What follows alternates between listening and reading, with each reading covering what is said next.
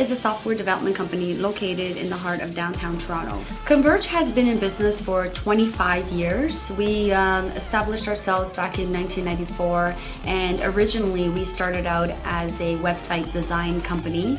And throughout the years, we have changed as technology's changed, and we've pivoted as a company as well. Everyone that works here is very client-centric, and all we want is to make sure that our clients have an amazing experience with us. And you have a combination of people who are passionate, who love innovation, who love coming to work every day and creating and building awesome new things.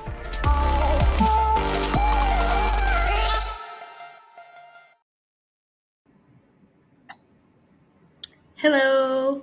Welcome everyone. Hey Christine. Hi Sonia.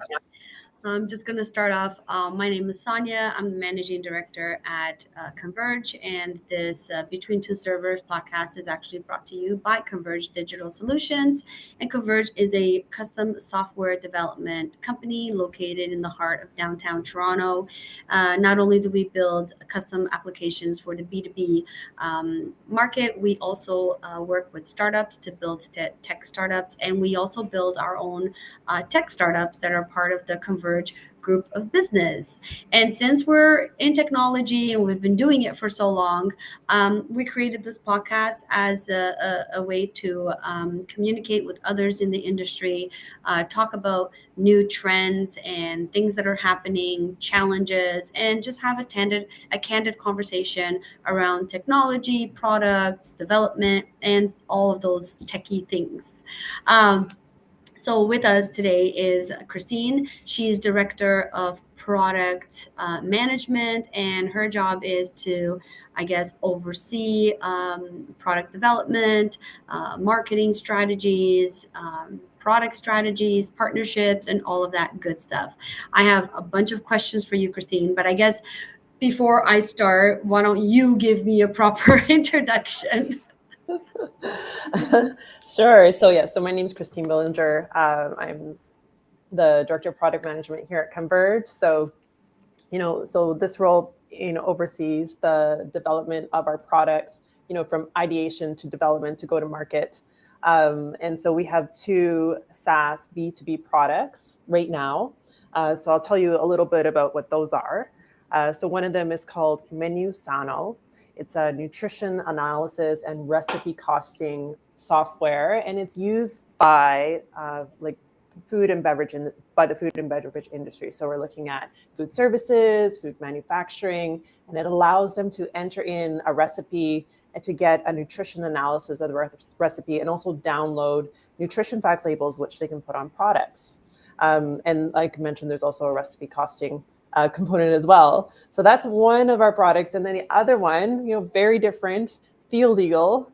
So this is an inspection data collection tool that essentially replaces the pen and paper process of collecting data in the field. So they go out with a tablet and they can do their inspections and collect the data, and then it's synchronized back to the cloud.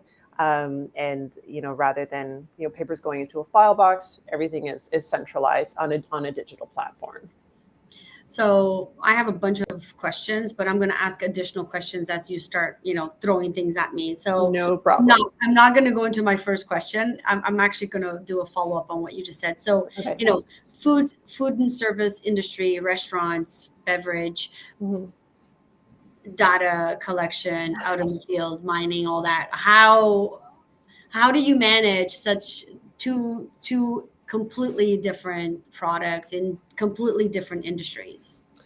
Yeah, that's really challenging. Like, if you're working as a product manager in a role where you just have one product, like you're so lucky for sure. Right. So being a product manager, requires a lot of in-depth knowledge about the industries that you're serving. Luckily for me, I have been at Converge for a while, and I've kind of grown with these products. So, I think as someone, coming into a new company and having to take on, multiple products like these, and, they're complex products, right? So that would be really challenging. But I'm still continuously learning, right, about the industries. I'm always, learning new things. Every year we go through the business planning, and there's always research involved in that. So I'm always looking at, new things about these industries and the regulations and the things that we need to consider for the software. Every year it goes more and more in depth. So it takes like years to learn this stuff. It really does.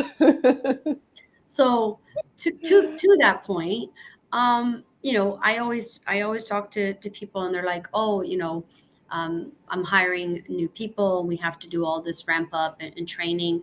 My question to you is, in the role that you're in and being in the company for many years, what is the value? Like, this is completely different question.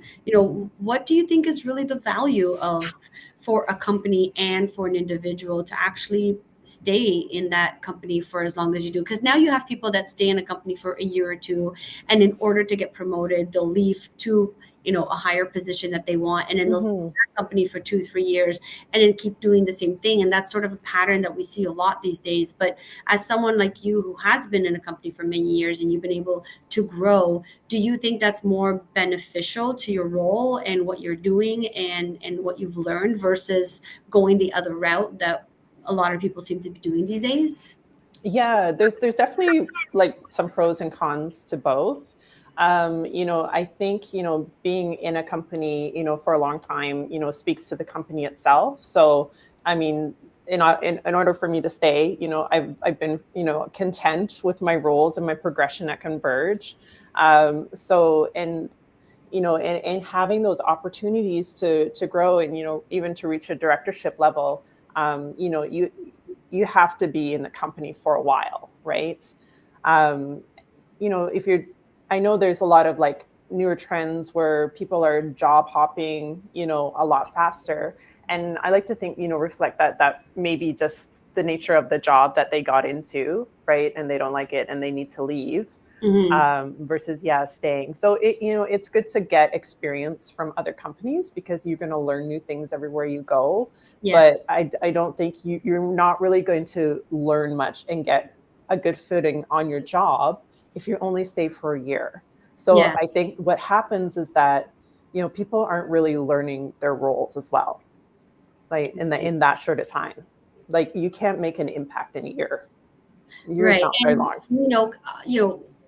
you went from being in one role, and then you did the work and you went into a management role, Mm-hmm. and you did the work and now you're in a director role. Do you think it's possible for someone to be able to go from like a manager to a director role in a matter of a year? And if they do, like, are they going to be able to fully do the job? No, I don't think so at all. I No. can't see like a very rare circumstance where that could happen, like within a year. Like you need time to grow within the company.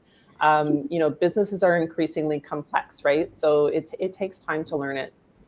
So what is the difference for those of us who don't know? What's the difference between a manager and a director? Um, well, it depends on the company, of course, right? Yeah. So directorships, they tend to, have more of, I guess, a broader role in managing like more departments or more people, involved in sort of like more the higher level business planning, strategizing, and, it's a good position to be in to really, innovate and push for change within a company. So getting up to a directorship level, puts you in a position to do that, which is what I love. Yeah. Perfect. I like Yeah. that answer too. So back to my questions. I totally got off topic there. What is the difference between project management and product management? So I asked that question because, at Converge, we do both custom software and we build products. And I'm Mhm. always trying to sort of explain to our clients that, if they come to us to build custom software, at some point, If it's a software that that's built as SaaS, and at some point they're going to take to market and market it as, a software as a service, I always explain to them that there's a certain time in that product life cycle that it turns from being, managed, through project management, and goes over to product management. So can you sort of explain the difference between the two? Yeah, it's very different. Like, it's interesting, like going now to networking events, and people start talking and they just throw around this abbreviated term called PM. Oh, PM this, PM that, and then I get confused if they're talking about project management or product management because but it means the same thing. So I guess if there's one thing I do as a product manager is to change that. We want to distinguish ourselves a little bit more. Yeah. I'll stay tuned to my LinkedIn. There'll be a new blog about that soon. But essentially project management is about leading a team, to achieve a project goal within constraints of scope, time, budget. And so ultimately, like, a project typically ends, right? It gets closed out, right? Product management, it's more responsible for like the business process of planning, developing, launching, and managing a product. So like I said, it's from ideation to development to, the go-to-market strategy. So certainly the two roles can overlap, but the approaches and mindsets are very different. So a project versus a product. Right. So Yeah. it sounds to me like a project, you're sort of just building what the client wants. And a product is more strategic because it's a brand new product. So even before you start building, you have to start thinking about things like tell us. Oh, yeah. So, in the beginning, in the ideation phase, before you even, start building something, right, there's a lot of customer development. So you need to have an idea and you need to go and validate it onto your customers, or who you think your customers are going to be. Because you may have a great idea, and your customers may say, yeah, that's really cool, but they would never use it. Have you ever come across that? Yeah, I've seen it happen. Yeah, and that was the issue, a problem that MenuSano faced, like way back in the beginning. It was the idea was way ahead of its time, and so and it was a passion project and cool idea, but unfortunately, the customers it was built for originally did not want to buy it. So Right. Things changed, and MenuSano was there and ready to come off the shelf and, took off, that was, a result of, the situation. But yeah. So, preparing for, to develop a product so that, that's kind of like the beginning phase. And then, you go into, designing and developing the product. Then there's the go-to-market strategy. And then there's a managing and maintaining the product. The product is never really done, right? So, yeah. Okay. How do you pinpoint clients' pain points for SaaS products? Yeah, that's a good question. So I think, like, the best way, of course, is to talk to customers. And Right. it depends on the company, that you're in. Like, a product manager might not be on the front lines, speaking to customers. So unfortunately, I still sort of am in the support area. So I'm still engaged with customers, but, I rely on sales and marketing, for intel on, what, potential clients are asking for, what existing clients are asking for. So that's, one part of it. And then the other part is also a lot of research and development, because we're not only looking at today's problems, but we're also looking at future problems that are coming down the pipeline. Yeah. So there's research, and we see some regulations happening in one part of the world, maybe like we're like, okay, it could be only a matter of time for our customers get impacted by this. So, let's start thinking about something now so that we're ready. Yeah. How do you navigate creative blocks with yourself and within your team? Yeah, that's a really good question. I have a few answers for that. So this answer always changes too, like the longer I do this. Yeah, Yeah. exactly. So I think part of the thing with leadership is recognizing that when it comes to creativity in your team, people have different needs. So, you could be an extroverted leader and everything is like, collaborate, let's meet and get together and brainstorm. And for some people, like that doesn't work, right? Some Right. people think creatively when there's nobody around and it's quiet, and then, the ideas will start to come, right? You can be an introverted leader, but you have extroverts on your team, but they need that like person-to-person collaboration. So you have to be able to facilitate that kind of environment. Another thing is that you have to have a culture where, you can let people, come up with ideas and potentially like fail in those ideas too. So you have to, promote this sort of safe environment for ideas and innovation. And, not all of them are going to be a great idea. It happens. Yeah. And it's also like how you can also like hire your team, right? So when I'm hiring, I always ask, like who do you follow for inspiration? Like, who are your influencers? And if they don't really have an answer for that, it's a bit of a red flag for me, because it's telling me that they're not passionate and excited about their industry. And people who are, more likely to go out, seek out the thought leaders, listen to what they have to say. And ultimately that helps also to get your creativity going. That's a really good point. Yeah. Yeah, I've never asked that question in interviews, but I feel like now maybe I should. Maybe I have once in a while, but not something that I really thought about asking. I know I do it, but that's Mhm. actually really good. And Yeah. when you're doing, that's what you should do. Yeah, I know when I surround myself with thought leaders, like going to these conferences, or, and I seek out people, I follow them on social media and I read their books and their posts, I come out of those and like my brain is exploding with ideas, and, you get kind of, reinvigorated and like, okay, let's Yeah. go. Yeah. So who is one of your favorite people that you follow that, inspires you? There, there goes. I just Now did I'm it. being interviewed that question. Yeah, there are different people like in different areas. Like there's like people like in growth hackers like Sean Ellis. I found a new person that I really like. His name is Vivek Werdek. Yeah. Yeah, he's Oh, Billinger.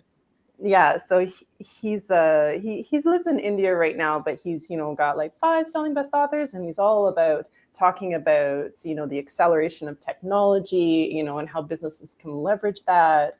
He's working on this cure for cancer using data science approach. Like, so yeah, so I go out and I find these people and yeah, tune into Awesome. them. Yeah. Awesome. That's good. How do you ensure you don't lose focus on brand identity and vision, especially when you deal with multiple products? Yeah, and that one's not too hard, like because in a company like the brand and the vision, are in paper, like they should be. So if you're a startup and you haven't done that, that's a really important thing to do, is to put that down on paper and to distribute it and make sure that everybody in the company has access to it and has read it and understands it, because everybody sort of has to understand the vision, because the activities that the company does ultimately are inching towards that vision. Right. So as long as that's in paper, so then that's fairly easy, right? And then your goals, like, so you have a vision, right? And then you have certain goals, that you plan to meet, say yearly or whatever, and those goals, will align to the vision, and they're made up of sub goals, that are going to reach to those ones. So when you're creating like a strategy and a plan, right, you're looking at the big picture of things. Do these brand identities and visions ever change throughout the life cycle of the products? Oh, 100%. Yeah. Yeah. What You can't. are what are some of the things that will cause those that to change? Well, it's changes in the industry, changes in technology. You know, you might have a vision and going to a certain path, and all of a sudden, there's a disruption, and you need to pivot your own business. So that can definitely change. And, it's okay to, redefine it as you go. Like you may start out with one vision, but then, there's business opportunities in other areas. And maybe it's a newly evolving area space, Hmm. that nobody's in yet, and you want to, steer it into there. So 100%. Okay. Yeah. How do you prioritize features and elements in the product roadmap? Yeah, the product roadmap. I Yeah, love product favorite roadmap. thing. Yeah. So obviously, like the first thing you're going to look at is business value, right? So what's my ROI on this feature? How much is it going to cost to make, and how much is it going to be seen and used by users, right? And you can establish a dollar ROI for that. And there's going to be features that may not necessarily have a positive ROI, but they are a necessary function of something else, right? So Mhm. that's the one thing. And then there's this concept of like the North Star metric, which I'll just Yeah. like touch on very briefly because it ties into this question, right? So in a SaaS product, right, a North Star metric is that one metric that impacts the customer value, which impacts the customer engagement and longevity, right? Mhm. So, and this is usually like a moment of like customer value. So, say like for a company like Instacart, right? So their star metric is the total monthly items received on time, Okay. right? And they know if that metric is good, their forecast is good, right? And then, of course, there's all these sub work items that go into making that metric good. So, like, Mhm. they have to make sure that there's lots of customers placing orders in order for there to be lots of monthly items received on time, for example. Right. Yeah. So when you're planning the roadmap, right? So you're keeping in mind like the business value, the ROI, but also ultimately, does it bring value to the North Star metric, which is going to be better for you. So it's, I'm sort of understanding that it's, most of it is based on what are you going to generate revenue from? Yeah. It's that kind of one moment in the customer journey where they see like real value in your product, and it creates that stickiness. Yeah. Right? And How how do you know that ahead of time? Like how are you going through your roadmap and saying, okay, you know what, like I have 10 items here yeah. and this is the item to build. How, do you go into it crossing your fingers and hoping it's going to work, or is there like an actual way to prove that that's going to be the best value, to build first in that roadmap? Yeah, Or is it yeah, based on, like clients asking for these things, and or yeah. you know what I mean? Yeah. So, like if if you have a lot of clients asking for a certain feature, that it's important to them, right? And it's going to give a higher priority on the roadmap Right. for sure. Um, so not all products know what that North Star metric is. It sort of depends on how far along they are in their journey. Hmm. So you have to have like a lot like in-app data to kind of pinpoint where that happens. But once you can figure that out, and maybe in the early stages you kind of have to guess, and that's okay. It can change, but Hmm. yeah, it's usually done through like in-app technology that's like gathering metrics on user churn, how are they using the system, at what point do they get a friction and churn. So you'll kind of gather that intel that way, and then you just sort of work backwards from there. What happens if you build a feature that you launch and you realize, oh crap, this is not what we should have built. There isn't a huge like attraction to it. What do you do then? You have a lessons learned. Lessons learned, and go like, okay, what did we do wrong? Right, right. And yeah, what did we do wrong? Okay, we didn't do the customer development properly. We didn't talk to our customers. We made an assumption, right, that they were going to love this feature. Um, Right. you know, it's even in that situation, what you can do is you can still put it out there, and some customers will use it and they're going to give you feedback on it, what they like about it and what they didn't, so that you can, iterate it and add in those Yeah. better features on it. Yeah, for sure. But it's a lessons learned. How do you stay ahead of your competitors with features? Oh, that's a good question. Good question. I know it wasn't on the Yeah, list. I know. Yeah. So, I mean, like I said, if you understand your customers' needs, then, you should be able to know the features that they need. But it's also a matter of like doing the research and development to see like what's coming down the pipeline too, Right. that are going to impact. So, so that, you can be one of the earlier products that are going to offer this feature that they're going to need. Do you ever like, I'm going to be crazy now. Do you ever have a thought where it's like, okay, you know what? Like our product is very similar to other company products. I'm not going to like go through what sales is saying. I want to build something completely out that's like out there that no one else is doing. That's, I don't know if it's going to do well. Obviously you have to do your research, but is that something that goes through the planning process, sort of like, I'm going to build something that's completely like out of the norm, that's really out there that no one else is doing, and I'm going to take it to market, and it's just going to be like a game changer. how, Yeah. how do you apply game changer features? Um, Again, it just goes back to that customer development, because it doesn't matter if you have this crazy idea that's like really advanced. If nobody's going to buy your product, then don't build it. Like, or you have to wait until the market is ready for it. It's the best thing that you can do. It's the customer development. So those are the activities where, it could be surveys, it could be going to conferences where your customers are, a lot of networking, chatting with people, using your network to get the validation for your idea. But maybe your idea is just too ahead of the curve. Like it's not quite ready. You just, put But it on the aren't back burner, aren't maybe those the it's best safer. ideas? But aren't those like the best ideas? What's that? Sorry, I missed that. Aren't those like the best ideas when they're like really out there? I know. But like, innovative products, right? You know, and the ones that are successful, unless you just have a lot of money and you can afford the losses. Yeah. Because like, I don't know if you think about like, like I've used the example of Tesla, like Yeah. cars. So, this is a company that has approached building a car from a software set of mind. So it starts with the software and the car is built around it. And that is totally different from the car manufacturing industry, right? Yeah. They build the car and the software, it goes into the car, not the other way around, Yeah. right?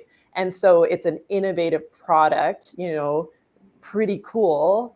I think it's served a purpose in pushing the interest in electric vehicles forward quite a bit, but the company is not profitable, right? Right. They're Right. not profitable, but richest man in the world, owns it. So it's interesting to see what they're going to do to pivot, to eventually become a profitable company. But right now they're not. How do you deal with, how did you deal with things like COVID or disruption in the industries that you're in building those products?